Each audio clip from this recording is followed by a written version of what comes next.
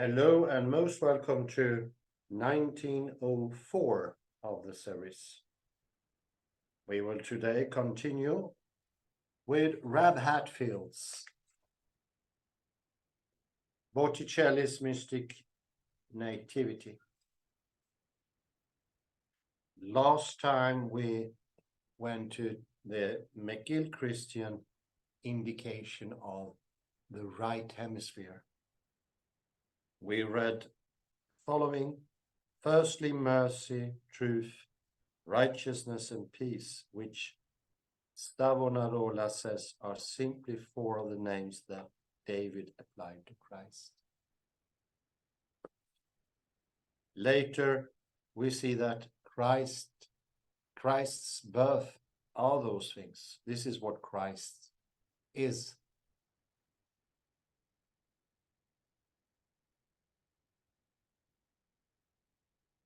And we looked at the painting and we realized that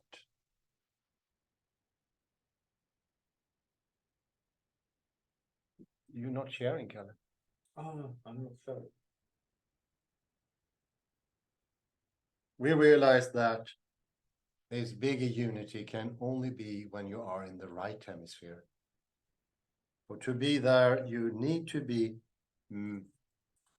in possession of peace, mercy, and truth and righteousness. We need to have balance, truthfulness in our bodies and soul.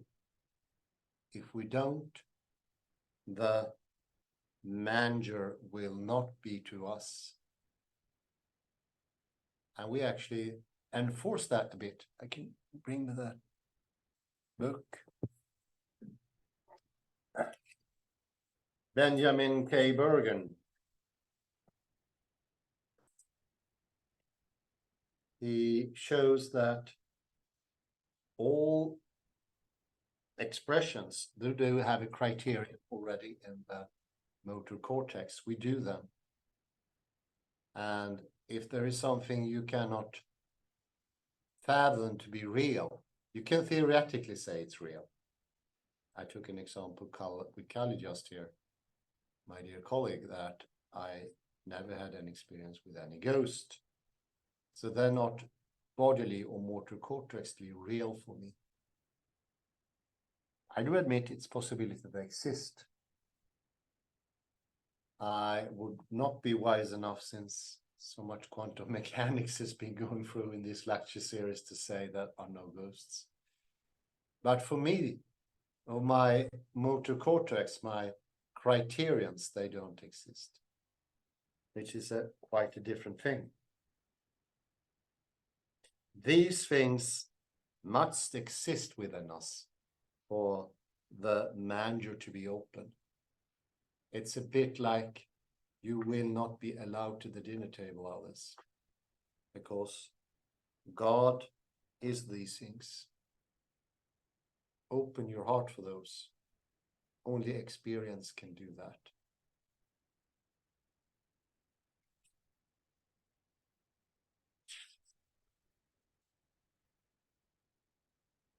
And that is also a call for the dominion of the right hemisphere, the rightful inheritor of the world. Ian McGilchrist, the Scottish author and psychiatrist, he noted several cases all the way back to antiquity where people write stories, sagas, hymns, even things in the Bible that speaks to the right hemisphere, the wholeness. And this was the last period where there was still a dominion or a balance with the right hemisphere and the left hemisphere, the Renaissance, or a bit earlier. It has many symbols for it.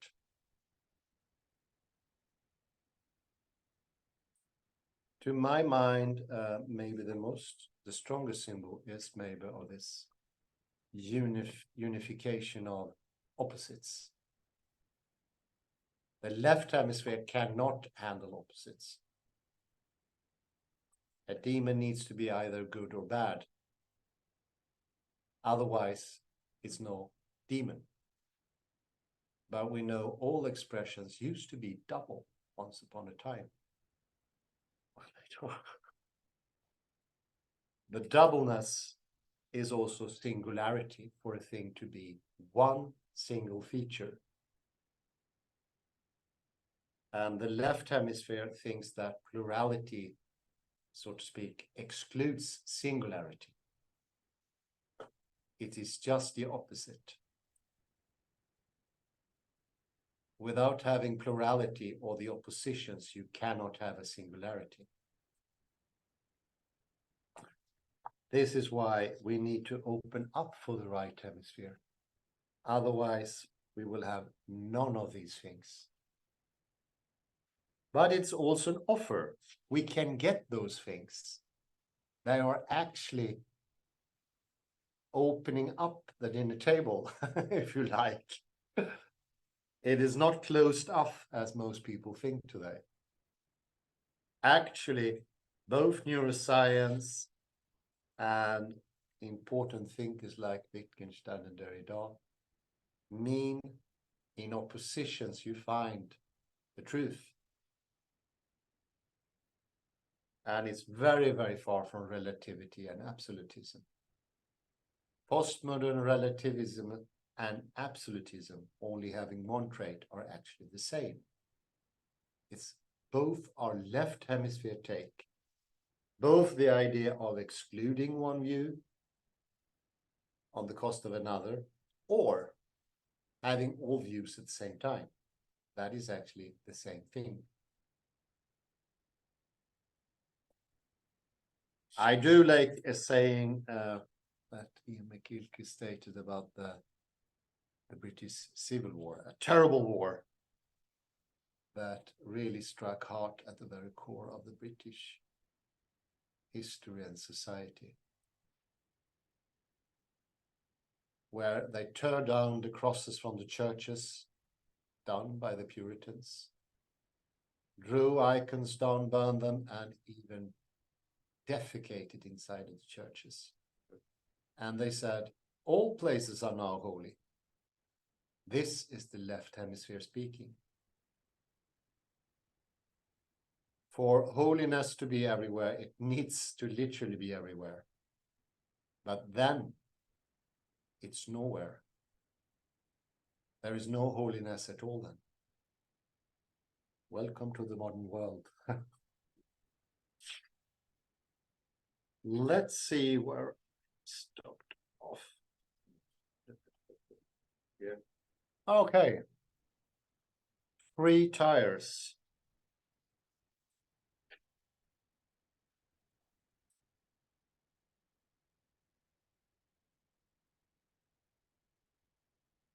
And we just talked about the 12 privileges of the Virgin.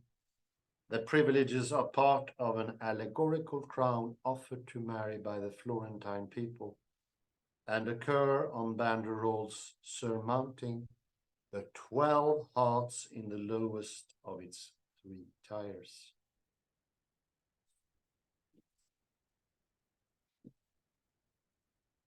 In which banderoles were written 12 privileges of the Virgin with words of prayer. Which are these? 2 in relation to the everlasting Father. Father. The first, Sposa di Dio Padre Vera, because God the Father, she have one and the same Son. Son. Oh. Son. The second, Sposa di Dio Padre Admiranda, just as the Father gave birth from eternity to his Son in heaven, without a mother. So she gave birth on earth to the same son without a father. Father, where? Two others in relation to the son. First, Madre di Dio. Second, Madre del suo padre. Because Jesus Christ was the Son of God and is God, the creator of the universe. Who created her?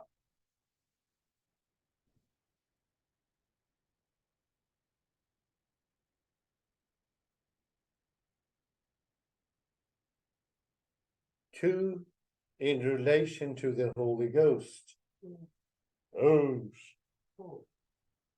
First, she is Sacrario dello Spirito Santo singolare.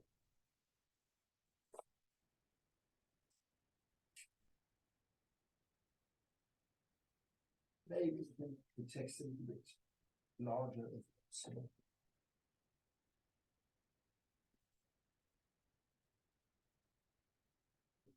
Because by it she was singularly full of all the graces. Second, Sacrario ineffabili.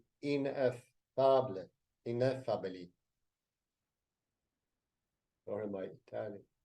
Because the Holy Ghost made her fit to be the mother of the creator of the universe.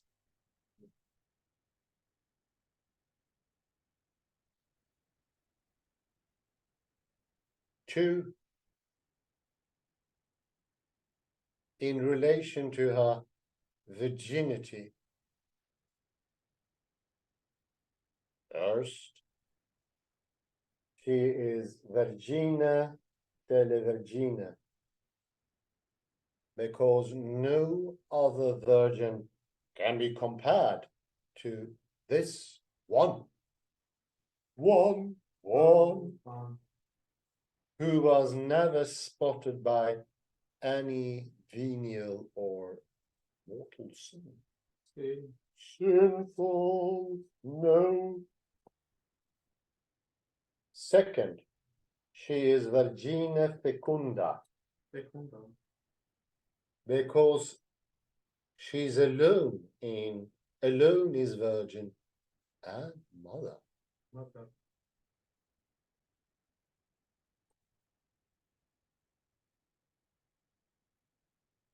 Two, in relation to the church triumphant and the whole universe. First, that she is Regina sola del mondo.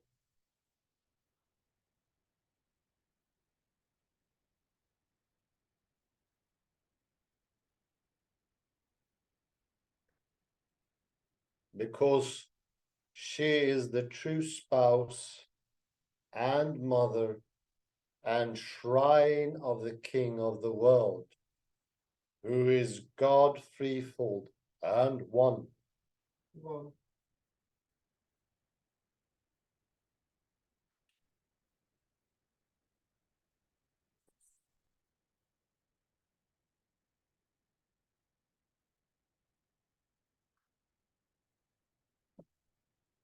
Second, Regina sopra tutte le creature onoranda, because she is honored much more highly than all the saints, and with an honor that is called hyperdulia.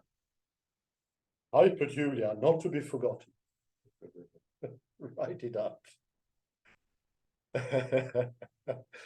Two last ones in relation to the present church militant.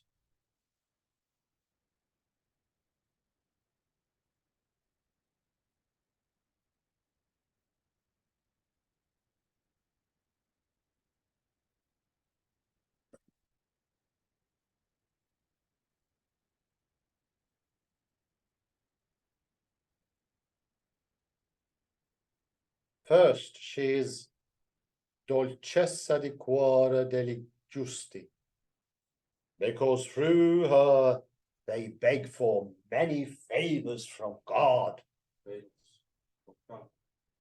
And her love is sweeter than honey and the honeycomb.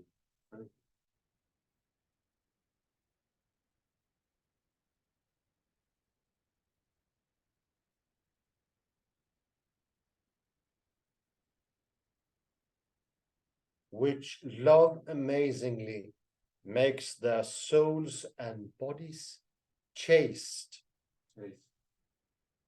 Chaste. Why are few people chaste these days? I don't know.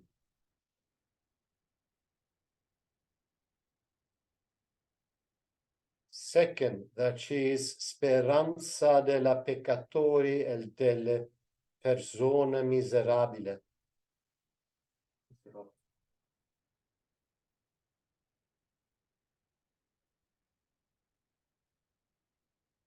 Because through her prayers and merits, they hope to beg for mercy from God. From God, his highest.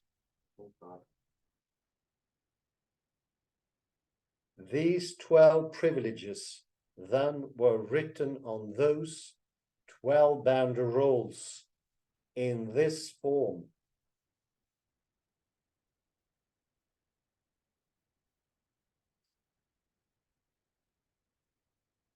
Sponsa dei patris, era, ora pro nobis. Sponsa dei patris admiranda.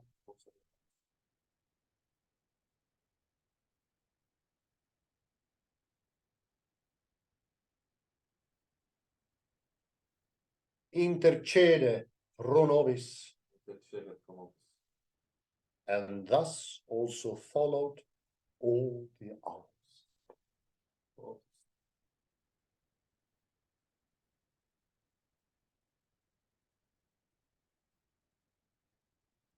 Savonarola thus gives the privileges in Italian,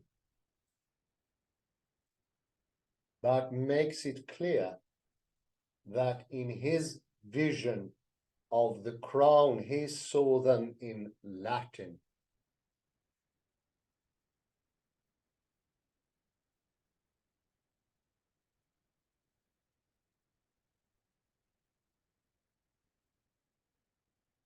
It is most unlikely that Botticelli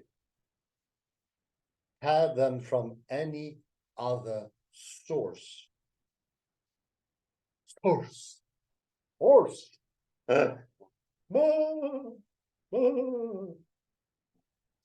It's a horse. Savonarola's peculiar use of the word privileges suggests that he must have made them up himself.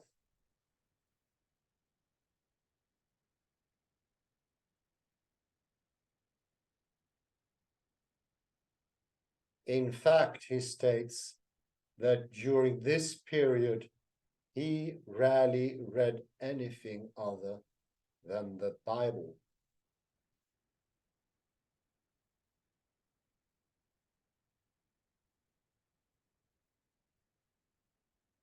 The privileges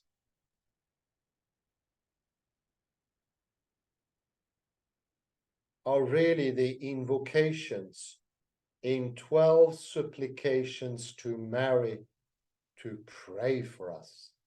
Oh, pray for us. Pray. Ave Maria, gratia plena. Indeed, the whole crown is effectively an elaborate set of prayers.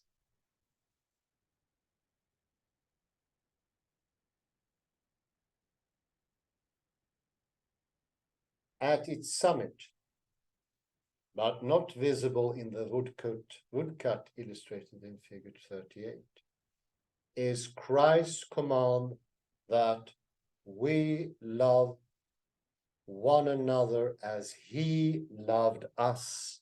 As he loved us.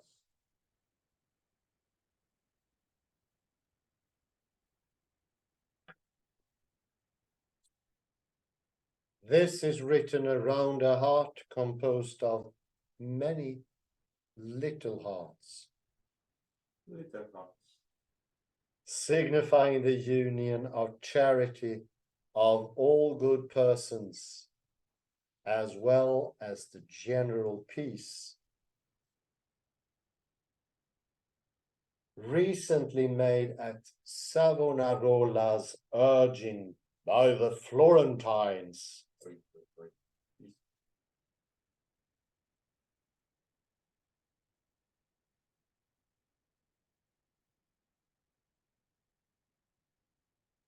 The lowest tier of the crown in Savonarola's vision has hearts of a stone like jasper.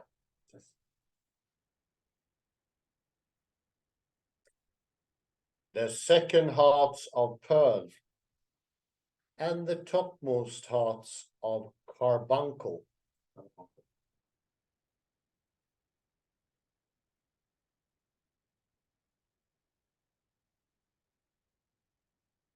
The crown's colors are therefore green, white, and red. That is jasper, pearl, and carbuncle. The second tier has 10 hearts. The same number of little crowns hang from the circle of angels in Botticelli's picture.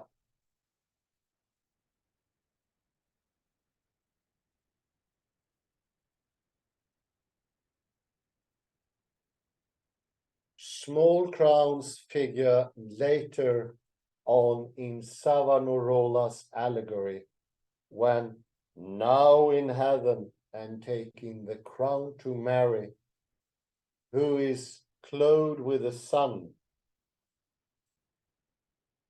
he encounters a multitude of guardian angels, each bearing certain little crowns surrounded with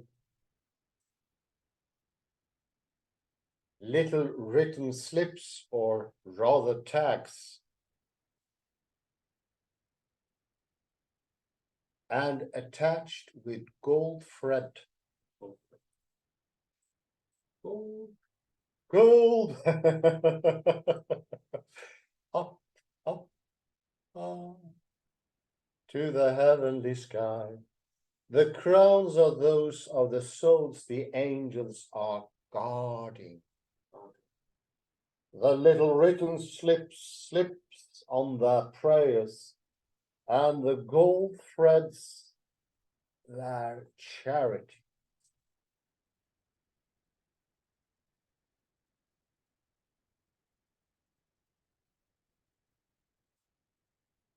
The crown did not remain merely a figment of Savonarola's vision.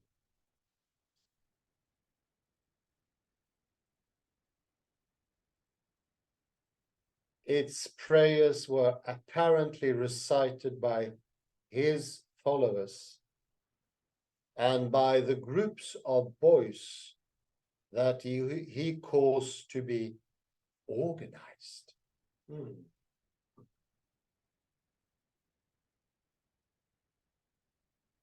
Lofi and Bernardino dei Fanciulli, one of the organizers of Savonarola's boys groups, instructed their listeners to say the Virgin's Corona or Coronella,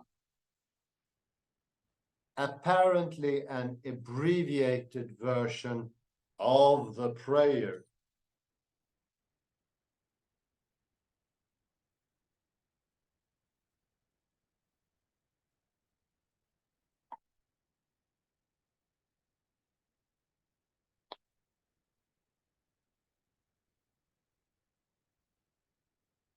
In Botticelli's painting, then, the 12 angels circling overhead are not really Mary's crown as such.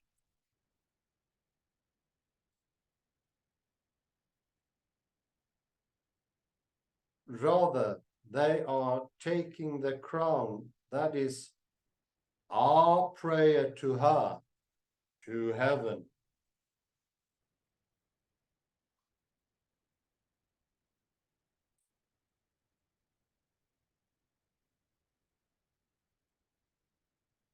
The crown was also represented in a painting of the entry of Christ into Jerusalem that was carried in procession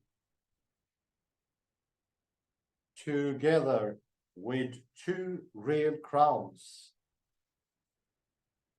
one dedicated to Christ and the other to Mary. On Palm Sunday of 1496. 1496, hooray, aha!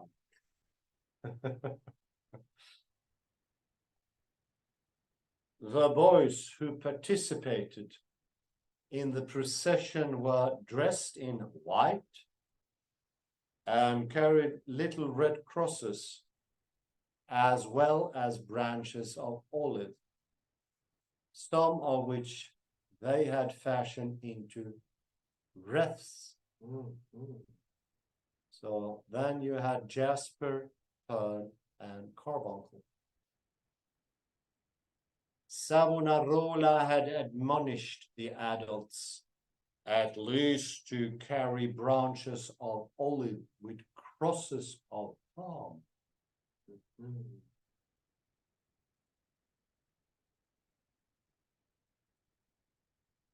The Lord, Savonarola stated in his sermon for that day, had come into Florence.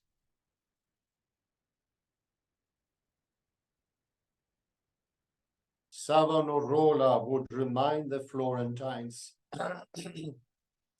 that this had happened during a sermon delivered on Palm Sunday, 1497, on which occasion, alas, Christ did not come in. It was Savonarola's wish that he, just as Christ was to be Florence's king,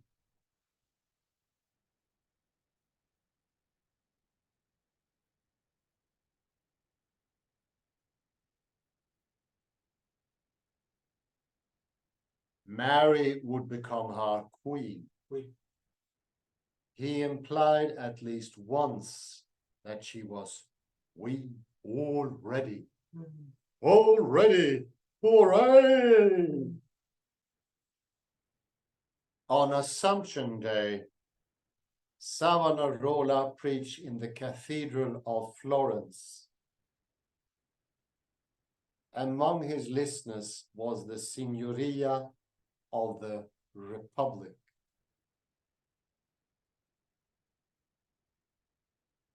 His sermon on the verse, "Be glad in the Lord, and rejoice, ye righteous," was published around 1500 as part of the collection on Ruth and Micah.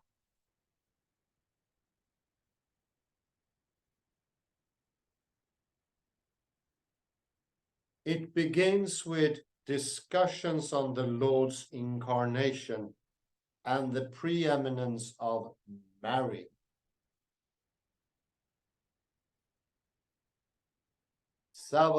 Savonarola then turns to the last verse of the 11th chapter and all of the 12th chapter of the book of Revelation. Hooray. Dealing with the opening of the temple of God in heaven. the woman clothed with the sun, and having a crown of 12 stars, who brought forth a man-child who was to rule all nations, and the great red dragon that made war in heaven was cast out of it, and afterwards greatly persecuted the woman.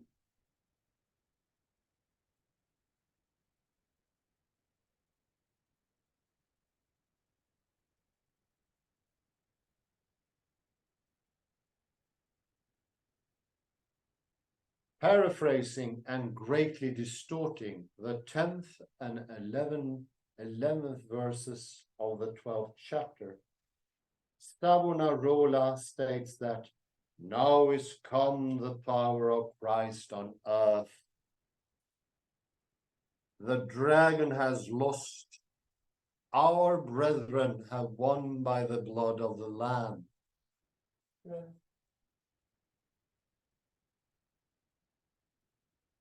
He explains that this is the fourth of the visions of St. John, figuring the fourth state of the church, and reminds his audience that we are now in the last part of the fourth state.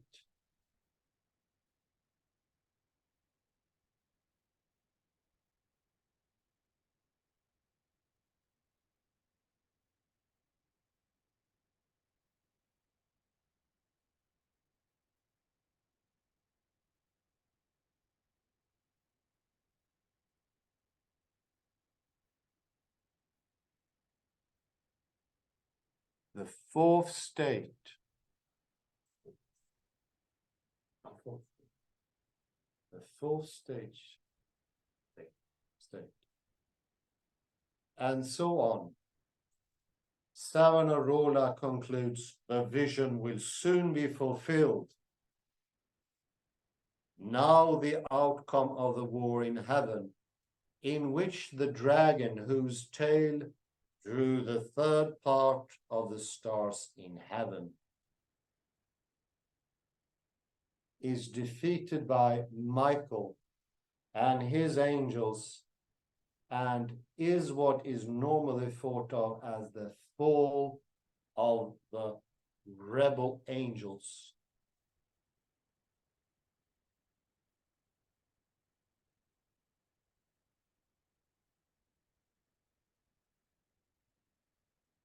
The 9th verse of the 12th chapter plainly states that the dragon is Satan, but Savonarola identifies it as Antichrist.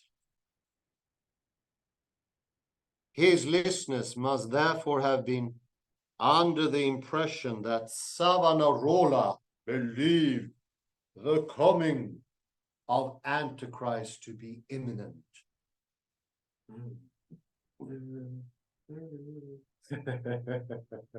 He applies the vision to Florence, for example, identifying the temple of God, which was opened in heaven, and the ark inside it as the Holy Writ, Christ and Mary, which and who have been opened to the Florentines. He himself is the founderings and hail, with which the 11th chapter closes. And here we close the reading.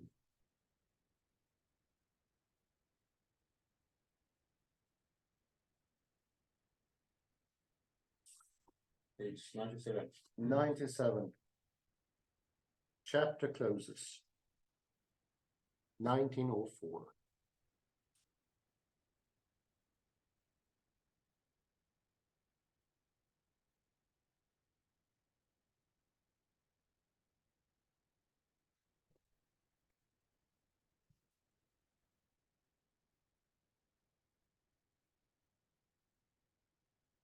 we go to page 94, we have the Triple Crown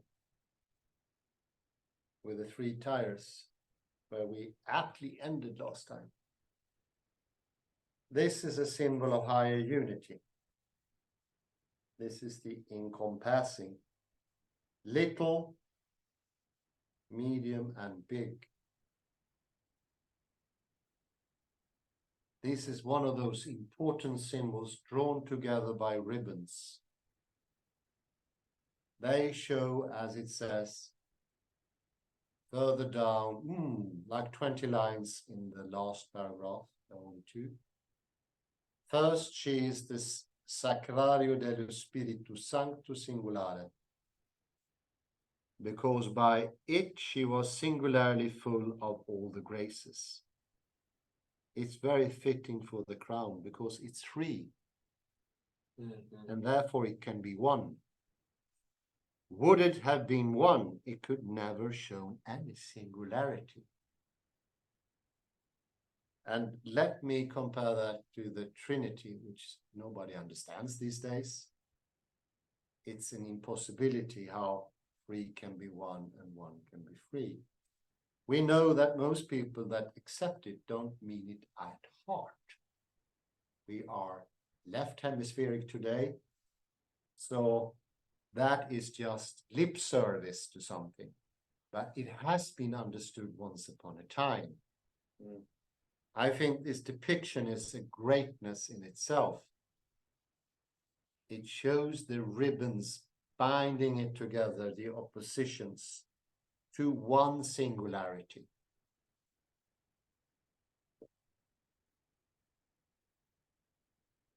We are today lacking both plurality and singularity. We have only exclusiveness. Rejection, supplement, to use a Derridian term. We try to catch something by rejecting it. We want essence, but by defining essence by absence, we make it inaccessible. Further down, we can see this exactly. That used to be fashionable once upon a time, about 20 lines down. First, she is the Regina Sola del Mondo, because she is the true spouse and mother and shrine of the King of the world, who is God threefold and one. And further down, we also see that the Virgin is the only Virgin, Facunda. She is unique, but still she gave birth. So out of this contradiction, which we all dislike today, left hemispheric as we are, came the greatness of God. Jesus, God Almighty, came out of this unacceptable, almost like a mutated or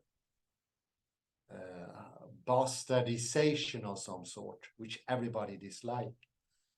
We have rejected, but it can come back again. This is why pictures so important in churches and in church liturgy. I ventured to go to a sermon a couple of weeks ago, and they were touching a picture at least 60 times. Approaching pictures, looking at pictures. It was wholeness, the true understanding of God's words. Pictures have that possibility for someone that opens up and understand. And with the pictures also the words come through. They no longer are empties, duds. Yes, my grandpa used to say when we went out training with the 22s, when nothing happened when you fired, I was a dud. No bullet came out, no small bullet. It was just a game, it's a child's toy. But he called it a dud. And I think today, words, they don't sound anymore. They have no meaning. They are detoned. Left hemispheric language is detoned.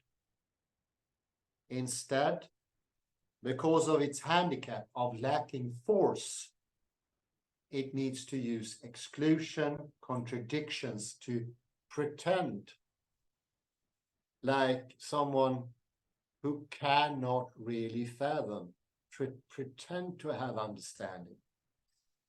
Contradiction is the substitute, or the ersatz, means a standby which is not as good. Ersatz was used in the Second World War instead of coffee, when the coffee beans were precious. And it usually was made of roasted dandelion roots or roasted wheat or rye. It looks like coffee. Does it taste like coffee? Does it have the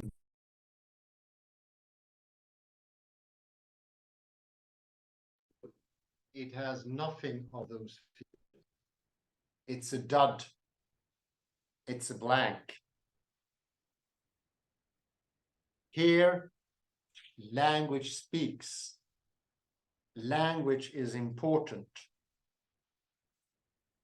It still has the tonality which you get when contradictions are enforced. And thereby you can also point to singularity.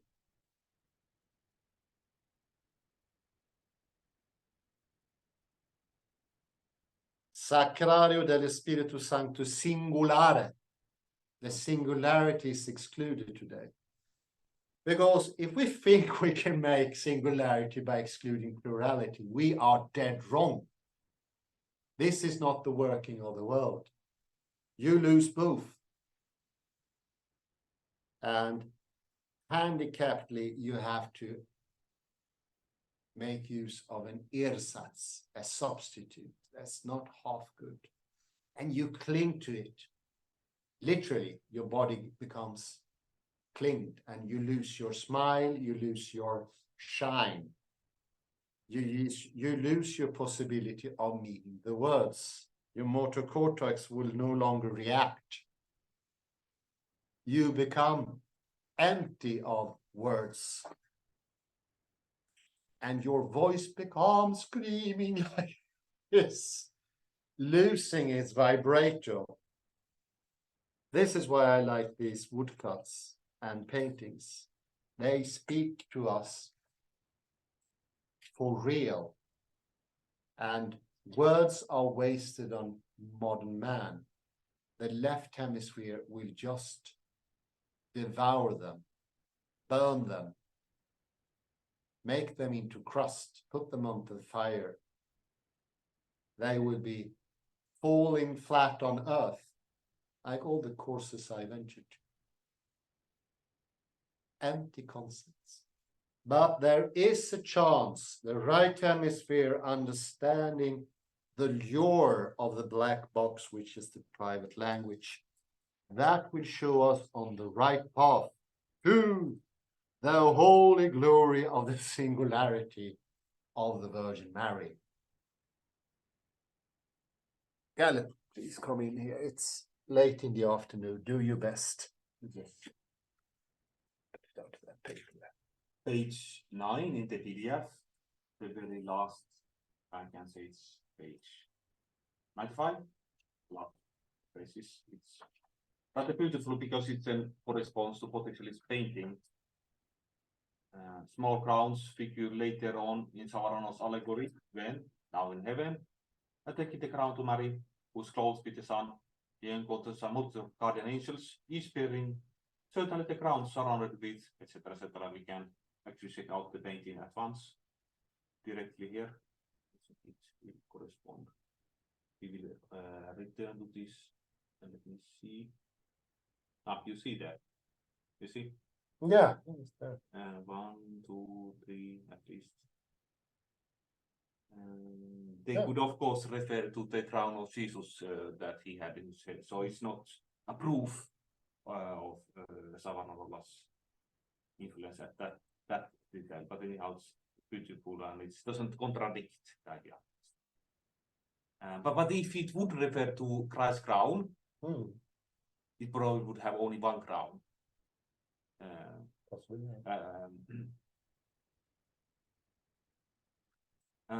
So let me see here. The phrase about the ark. Let me see. It's next page. Here. You have there. It shows a vision of the ark. So this is the famous ark. You think about Ark of the Covenant, Indiana Jones 3. You remember? Yeah, very. But you have it also in heaven, in the book of Revelation. In the Catholic modern scholarly interpretation, it represents to Mary, but Savonarola, who was also a Catholic, of course, for him it was actually three things, not only Mary. Holy Writ, that is the Bible, Christ and Mary. So he was more open. So today, I think it's a tendency of Catholics that they only take one thing to correspond to one thing. Our ark is only Mary, but it's more encompassing. It's a weave. Absolutely. And let me only mention one detail. It's not, I cannot resist to mention this because we have been speaking so much about demons these last days outside of the camera. And in front of me, I have Michel Foucault, a book by Foucault named Abnormal. And here it's a book from 2003. And there he writes, he doesn't recall how many are the devil's demons he read in a source on page 207. Sprenger, that is a scholar, counted thousands and thousands of devils running around the world.